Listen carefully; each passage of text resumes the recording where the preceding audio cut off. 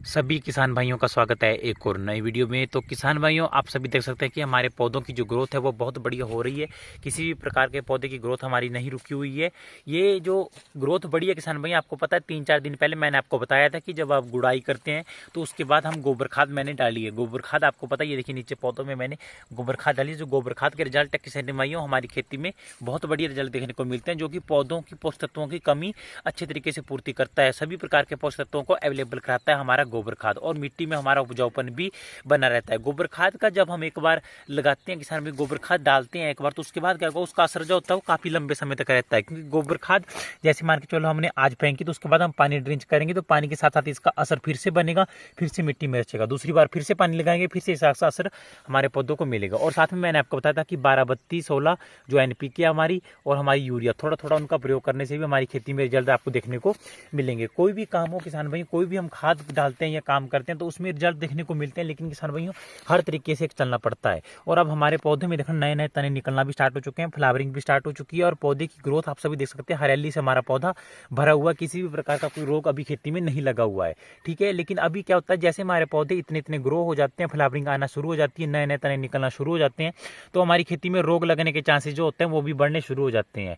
पहला तो white fly आ गया हमारा, दूसरा इल्लियां आ गई, ठीक है, या रेड माइट भी लगने अभी शुरू हो जाते हैं। क्योंकि हमारी खेती में जितना ज़्यादा टेम्परेचर हाई होगा, अभी टेम्परेचर हाई है किसान भाइयों, तो रोग लगने हमारी खेती को बहुत ज़्यादा शुरू हो जाते हैं, ठीक है। तो आपको समय समय पर हर चीज़ का ध्यान रखना है कि कौन सी, क्योंकि जो भी हमारे किसान भाई करते हैं उनको पता होता है कि हमारी खेती में कौन सा पौधे की आज शेप बिगड़ी हुई, कौन सा पौधा आज हमारा खराब है, कौन से पौधे की हमारी सेहत है जो लड़खड़ा रही है। ऐसे पता लग जाता है किसान भाई, जो डेली काम करता है किसान भाइयों को पता होता है कि आज हमारी खेती में इस पौधे को कौन सा रोग लगा हुआ है या इस पौधे की शेप में बदलाव क्यों आया हुआ है, ठीक है किसान भाई। तो आपको इन बातों का विशेष रूप से ध्यान रखना है, ठीक है।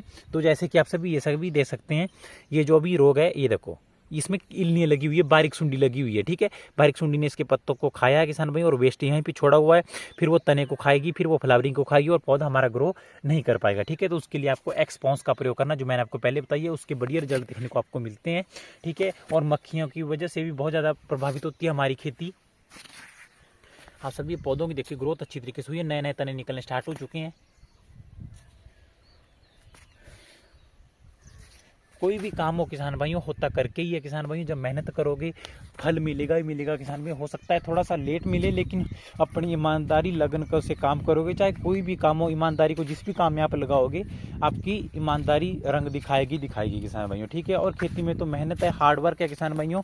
अगर हम अमीर नहीं होगे ना तो किसान भाई खेती बाड़ी में ये भूखे भी नहीं मरेंगे, ठीक है। खेती बाड़ी ऐसा काम है, ये भूखा भी नहीं मरने देगी आपको, ठीक है। आपकी 2 टाइम की रोटी तो चलाए रखती है किसान भाइयों, कि बंदे को सर्वाइवल चला रहे, ठीक है। बाकी सर्वाइवल ही चलना चाहिए किसान में, बाकी तो कोई कुछ नहीं है। प्रॉफिट हमारा गुजारे लायक टमाटर की खेती से हो ही जाता है। अगर रेट ना भी आए तो भी हमारा घाटा बाई चांस ही पड़ेगा, वरना नहीं पड़ेगा। वरना अगर पड़ भी जाता है तो अगले साल या अगले सीजन में हम उसको पूरा कर सकते हैं, अगर एक आप नियोजन से टमाटर की खेती का काम करते हो, ठीक है। तो आपको इन बातों का विशेष रूप से ध्यान रखना है। अभी व्हाइट फ्लाई का हमारा बहुत ज़्यादा अटैक पड़ने शुरू हो जाएंगे, पत्तियाँ होती है सिकुड़ना स्टार्ट हो जाती है, या पौधा ऐसे गोल गोल ऊपर की तरफ स्प्रिंग की तरफ मुड़ना स्टार्ट हो जाता है। क्योंकि मक्खियाँ जब डंक लगाती है तो वो पौधे के लिए हमारे बहुत ज़्यादा हानिकारक होता है, ठीक है। तो आपको इन बातों का किसान भाइयों विशेष रूप से ध्यान रखना है। अभी जैसे ये पौधे हमारे स्वस्थ है, किसी भी प्रकार का कोई पत्ती मुड़ी हुई नहीं है, लेकिन जैसे पत्तियां इस प्रकार से मुड़ना स्टार्ट हो जाएगी, या कोई और आपको ब्लैक डॉट पत्तियों पे छेद दिखने शुरू हो जाएंगे, तो आपको रोग की पहचान समय पे करनी है और बढ़िया स्प्रे का प्रयोग करना है, ठीक है किसान भाइयों। जो भी किसान भाई मैं आपको बातें बताता हूँ, मैं आपको वही बताता हूँ जो मेरे खेत में रोग लगे हुए हैं या जो रोग लग सकते हैं आपकी खेती में। क्योंकि ज़्यादातर मैं जो भी मैंने अपने तरीके से देखा किसान भाई, गर्मी में हमारा सबसे ज़्यादा मेन रोग लगता है किसान भाई बहुत से क्षेत्रों में बैक्टीरियल विल्ट, दूसरा मक्खी की वजह से हमारे बहुत से रोग लगते हैं किसान भाई। जब कोई भी रोग हमारी खेती को एक लग जाता है तो उसके बाद जो पौधे की सहन क्षमता होती है वो कम हो जाती है, ठीक है। तो और रोग भी एकदम से पौधे की तरफ अट्रैक्ट होते हैं, ठीक है।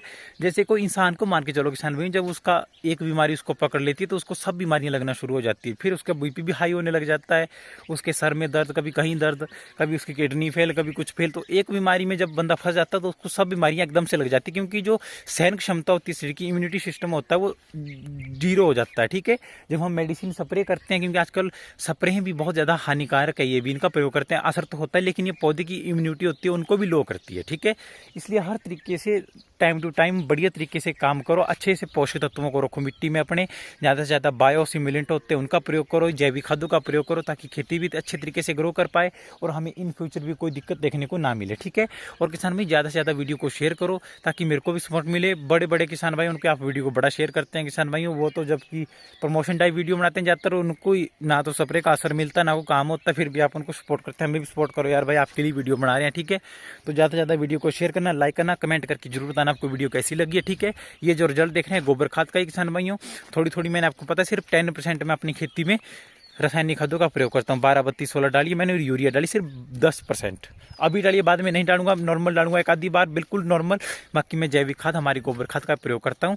तो आपको इस सब बातों का विशेष रूप से ध्यान रखना और ज़्यादा से ज़्यादा आपको भी जैविक खादों का प्रयोग करना है, क्योंकि जैविक खादों से क्या होता है, हमारा इन फ्यूचर जब हम आगे 2 साल 3 साल बाद भी खेती करेंगे तब हमारी मिट्टी में हमें देखने को कोई भी समस्याएं नहीं मिलेगी। ठीक है, क्योंकि जो अभी हम रासायनिक खाद डालते हैं उनसे मिट्टी का पीएच मान अप डाउन होता है, फिर उसी कारण हमारे नेमाटोड्स हो गए, वायरस हो गया, बैक्टीरियल विल्ट होगी, इस प्रकार के रोग लगने शुरू हो जाते हैं और पौधे की पोषक तत्वों की कमी की पूर्ति नहीं हो पाती है मिट्टी से। क्योंकि मिट्टी हमारी ऐसी होती है किसान भैया, अगर इसको एक बार खेती लगाकर 6 महीने के ऐसे छोड़ जाए तो उसमें ऐसे उपजाऊपन बन जाता है अगर हम उसमें रासायनिक खादों का प्रयोग ना करें। ठीक है, तो रासायनिक खादों का प्रयोग कम करो, मैं नहीं मानता नहीं करो, कम करो। ठीक है किसान भाइयों, तो आज की वीडियो में आपके लिए इतना सही, मिलते हैं किसी नई वीडियो में।